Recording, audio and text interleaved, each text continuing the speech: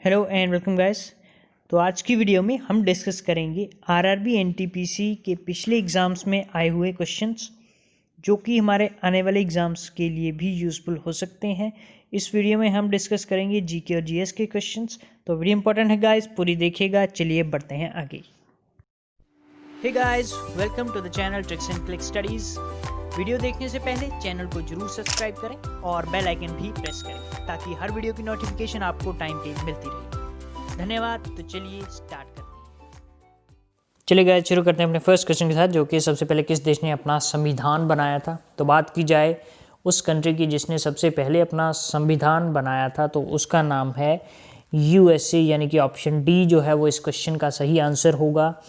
अब यूएसए के बारे में और इम्पोर्टेंट इन्फॉर्मेशन क्या याद रख सकते हैं, तो यूएसए कौन से कॉन्टिनेंट में पड़ता है, तो वो है नॉर्थ अमेरिका में। और पॉपुलेशन वाइज अगर बात की जाए या फिर एरिया वाइज बात की जाए, दोनों ही लिस्ट में यूएसए का नंबर है 3rd। तो ये हम याद रख सकते हैं। और इससे रिलेटेड एक और इम्पॉर्टेंट क्वेश्चन ये बनता है कि अगर बात की जाए जो हमारा भारतीय संविधान है, इंडियन कॉन्स्टिट्यूशन, उसमें जो रिटन कॉन्स्टिट्यूशन का प्रोविज़न है वो कहाँ से लिया गया है, तो वो भी लिया गया है यूएसए से। तो ये थी इस क्वेश्चन के बारे में important information. Moving on to the next question, जो कि है माले किस देश की राजधानी है। तो इस क्वेश्चन के जो ऑप्शंस हैं हमारे पास वो हैं मॉरिशियस, मालदीव्स, मलेशिया या फिर इंडोनेशिया। तो इस क्वेश्चन को बहुत ही इजी क्वेश्चन बनाया जा सकता है, क्योंकि जो माले के फर्स्ट 3 लेटर्स हैं और यहाँ पे कंट्रीज़ के भी फर्स्ट 3 लेटर्स हैं, उसकी हम दोनों को ऐसे याद रख सकते हैं। तो माले जो है वो मालदीव्स की राजधानी है। अब मालदीव्स की अगर करेंसी की बात की जाए तो वो है मालदीवियन रूफिया।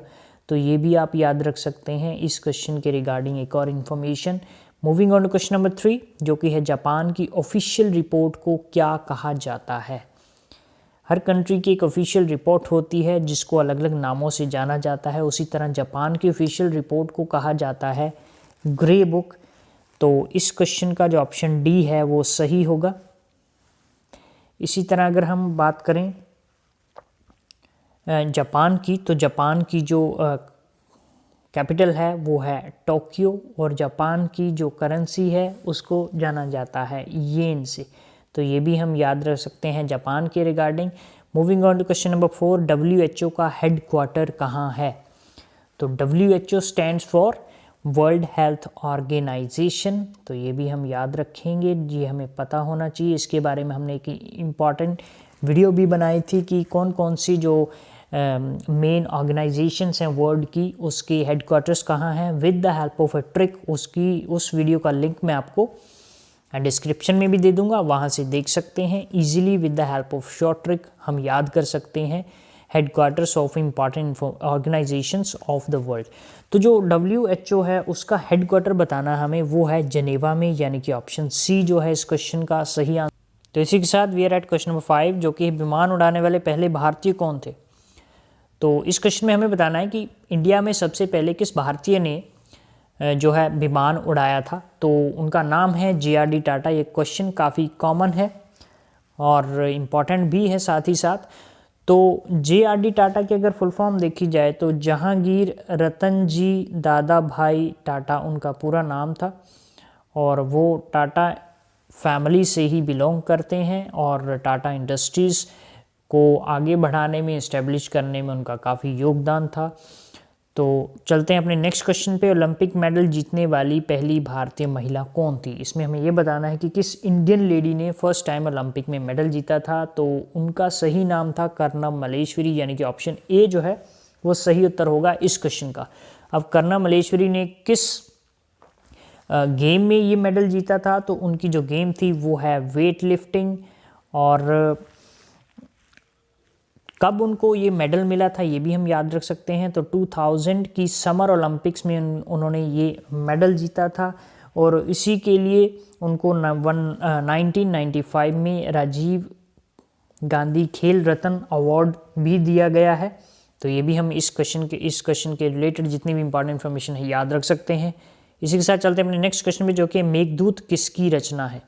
तो मेघदूत किसने लिखा था ये हमें बताना है, जो कि काफ़ी फेमस एक क्रिएशन है, तो उस जो सही आंसर है इस क्वेश्चन का वो है कालिदास, यानी कि option D will be the right answer of this question. इसी के साथ चलते हैं अपने नेक्स्ट क्वेश्चन पे। किस बॉक्सर को द रियल डील के नाम से जाना जाता है?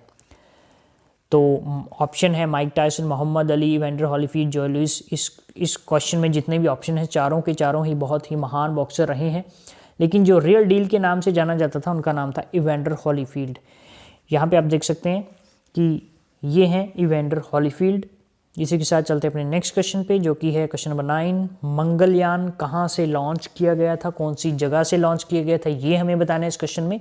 तो ऑप्शन है चेन्नई, श्रीहरिकोटा, ट्रॉम्बे या फिर गोपालपुर। तो right option of this question is Sriharikota Satish Dhawan centre. तो ऑप्शन बी जो है वो सही उत्तर होगा इस क्वेश्चन का।